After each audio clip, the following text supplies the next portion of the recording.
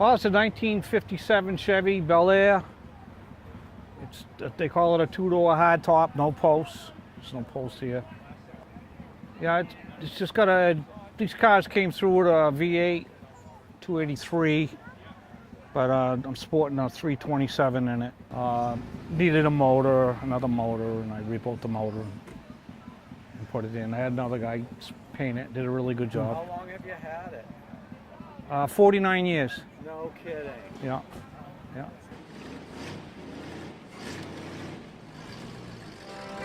Yes, I'm always here at home till closing time.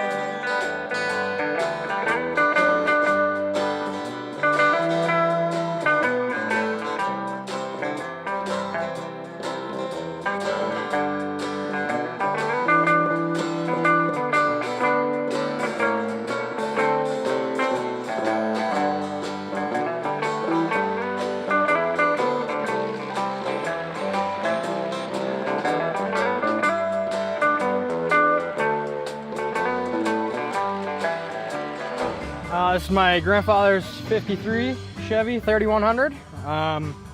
Came out of California a couple years back, mostly original. We went through the interior, went through the seats and the dash, all new gauges in it, make sure everything works good. Yes, this is the original paint. Original paint. Did you have to do any restoration work to it? Nope, the only thing we did was we buffed it to bring it back to life a little bit, and that's it. That's all. Put a new floor in the bed, new wooden floor. The chrome and bright work is new. We put the wheels and tires on it. We built the wooden racks on the bed. So what do you do with it? We pretty much just drive it to shows, and my grandfather drives it to run errands, and he loves it. Happy or sad, it's hard to tell. You taught me how you hurt so well, but when it comes to love, I know my part. I play this game that I can't win. I'll be somebody's fool again. I'm working on my next broken heart. That's a 1929 Ford Model A Roadster. Yeah. It's a fiberglass body. It's a 64 Corvette 327 with a 350 automatic transmission, 57 Chevy rear end, and the front end is a Corvair with a MGB rack on it, manual rack. 28 was the first year for the Model A. All right. Everything before that was Model T. I've had this car about 6 years now. I'm the third owner. The original owner built it in 76 to 78. And he was up in Maine. He sold it to a guy in Ashby, and I bought it from that guy. I have a 53 Ford F100 that's got the same motor, but it's not a Corvette, but it's a 327 with a 350 automatic and a Chevy rear end. And I did that one myself. I've had that truck like 39 years now. I also have a 66 Impala convertible that's not finished yet, but it's close to it. Yeah. Where do you drag race it? I don't drag race this. You can't say you drag race on the street, so I can't say that. It is fun to step on the gas, though. It'll throw you back in the seat and take off. Yeah.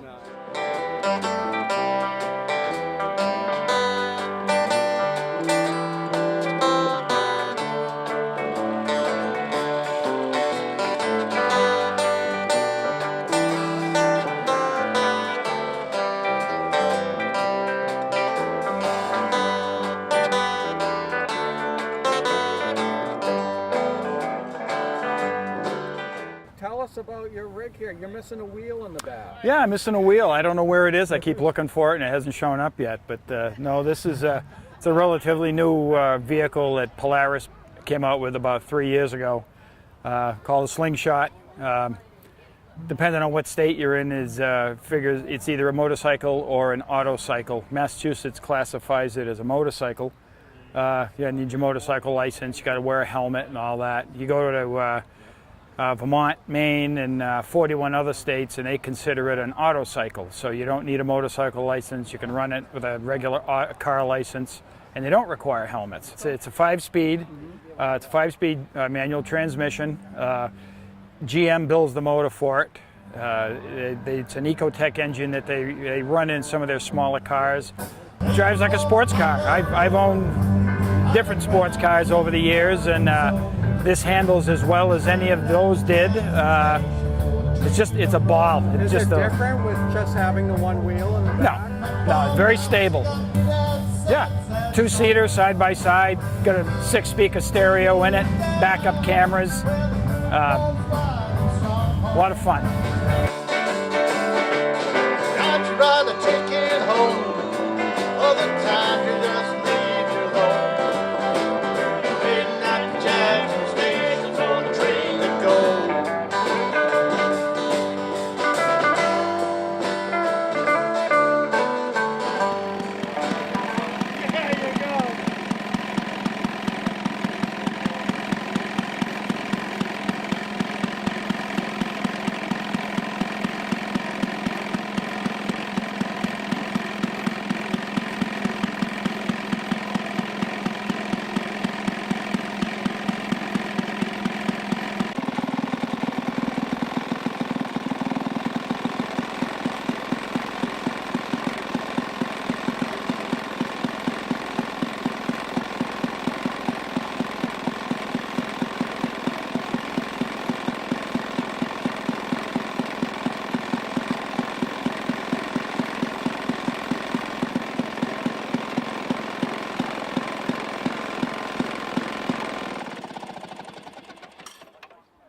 It's a 1930 Maytag gas-powered wash machine, wringer wash machine. It is a farmer's edition.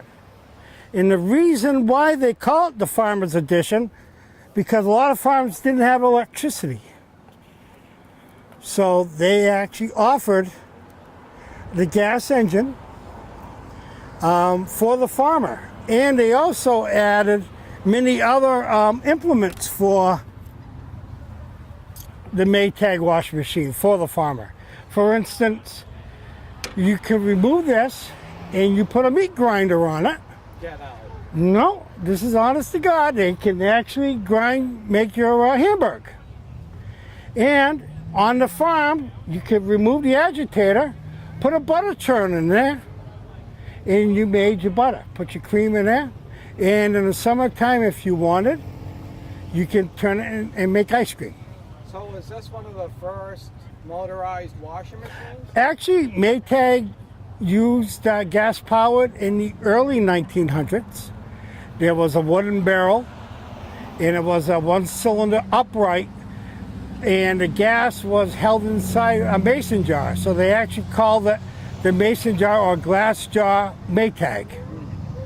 And then in the later 20s, they came out with this version, and they used the multi-motor, which is a 1/2 horsepower, 2-stroke motor, which was very simple to operate, usually one kick, and it'll fire right up. I bought this in June of this year in pieces, and I restored it. I wanted to get it ready for this show. Brian Tanguay saw it on my Facebook page and sent me a personal invitation, says I gotta have it for Motorpalooza, and I said it will be there. And in 1935, they came out with a 2-cylinder gas motor for these washing machines. They call that the Model 72, which I just purchased, and that will be ready for next year.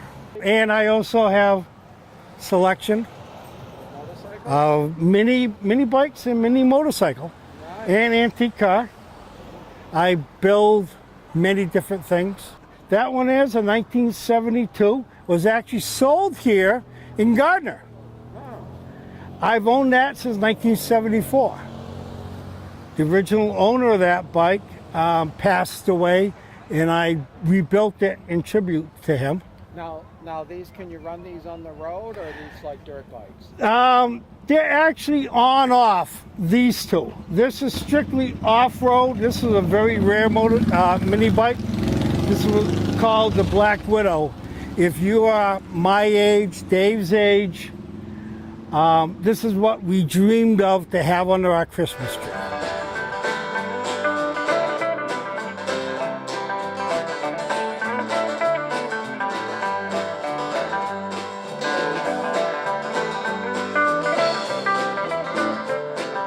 '66 fastback. It's a Shelby GT350H model, one of Hertz rent-a-cars. I've actually owned the car for about 27, 28 years, restored the whole entire car. When I got it, I had to pretty much do a lot of panel replacement. And yeah, like I said, it wasn't as good as I thought it was. It had been neglected, and we salvaged it and put it all back together. It's a 289 hypo engine with a four-speed top loader, aluminum case transmission, with a 9-inch posi Detroit locker rear end with 389 gears. And it'll get up and go. This was kind of one of 3 that were just sitting in the garage, and I had to get it out. It was starting to smell a little mousy here.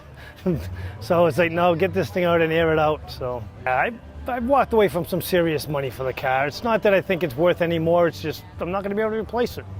Not for what I got into it. I just can't do it. This will be my son's heirloom. This will get handed down to him, you know, and keep it in the family.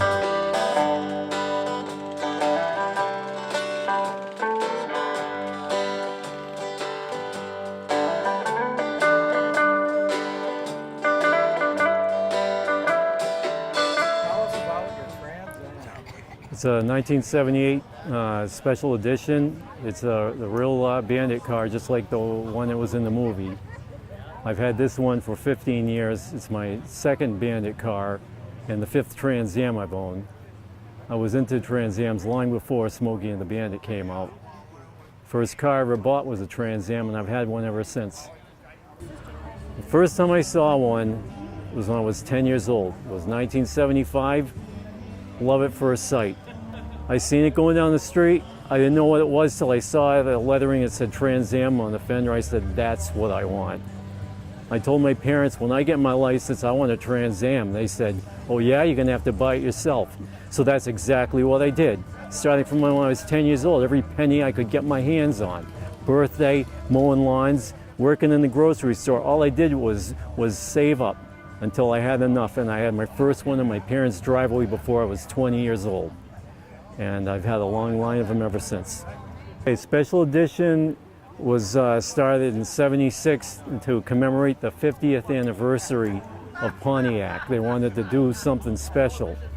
And the head of Pontiac at the time was into these race cars called the John Player Specials that were black with gold stripes.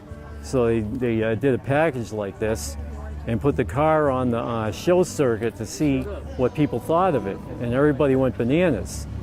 So they made 1,500 of them in 1976, and every single one of them was sold before they even hit the showroom floor. So they decided to bring it back every year after that, and 77, when the movie came out, the sales of Trans Ams nearly doubled. And 79, every 3 Firebirds made were a Trans Am. Now, do you have to be careful around the law enforcement community with this car? No, they love it because they see me, this old guy driving one, and they're thumbs up because I'm just tooling around in it, you know. I was on the highway and I was coming home from a show, and I'm in the slow lane and I'm doing 70, just listening to the radio. This girl in the Prius went screaming by me. She must have been doing 100 miles an hour. And there was a state trooper around the corner, and he looked like he was getting ready to go after her till he seen me, and he just...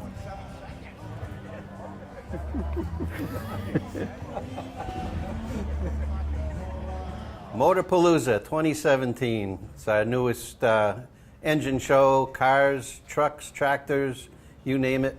They were welcome to come. As you probably saw, there was a 1930 Maytag gas-powered washing machine.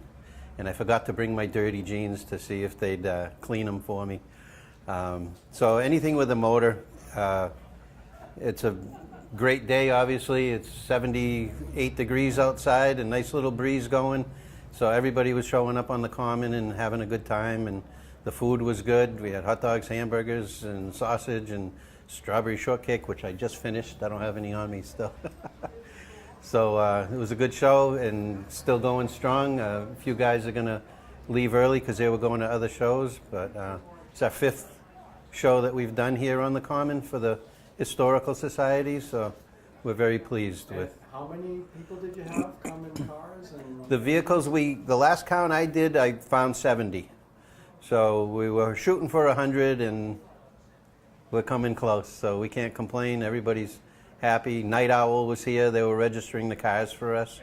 So they'll have all the information on a digital format so that we can track and find out who came, and we'll have all their email addresses. So that was a nice little thing. And they did it no charge to us. So, nice. so we enjoyed them being here, and we're all learning together. You know, some people want an award, some people don't. They're going to give a People's Choice Award, which is an engraved plate with the logo of the Historical Society right on it. So we're presenting that at 3 o'clock. So another 25 minutes to go. And something new this year, we had the What Is It table up in a museum up in northern Vermont, and they had this show at the outdoors, and there was a table full of farm implements and odd tools, and everything was rusted. And it was as simple as, what is it? And you'd go from item to item trying to identify it. So we decided, well, we have almost all of those items here. So we went digging through the museum and found all of them and put them out there. And it was a really good draw today, as well as at the craft fair. We did, I don't know if you saw it during the craft fair. So we reintroduced it, and then a few people brought some stuff from home that they had, which really made the show a little bit better.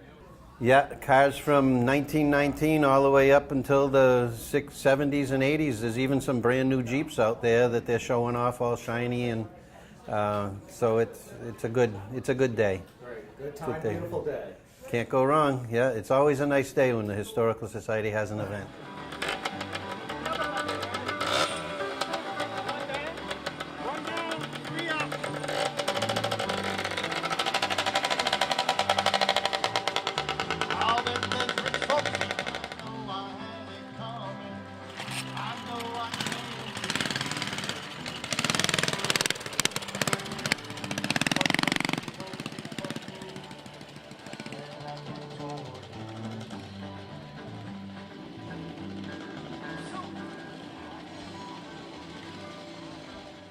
I'd like to thank everybody for coming today.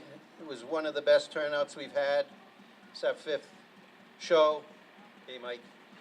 And this year, Night Owl, yeah, because of Boot Hill Express, so thank you very much. The music was filling the grounds, and it really did make a difference, so thank you. Again, one of the best shows we've had. And Night Owl was here registering all the cars, engines, washing machines, and had a blast. They said it was one of the best shows they've been to, so thank you for coming.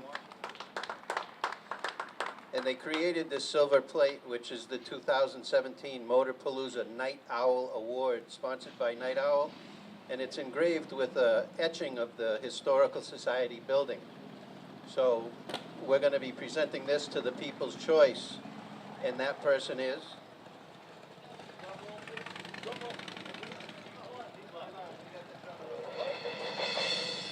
There you go. Nothing like a professional drum roll. Okay.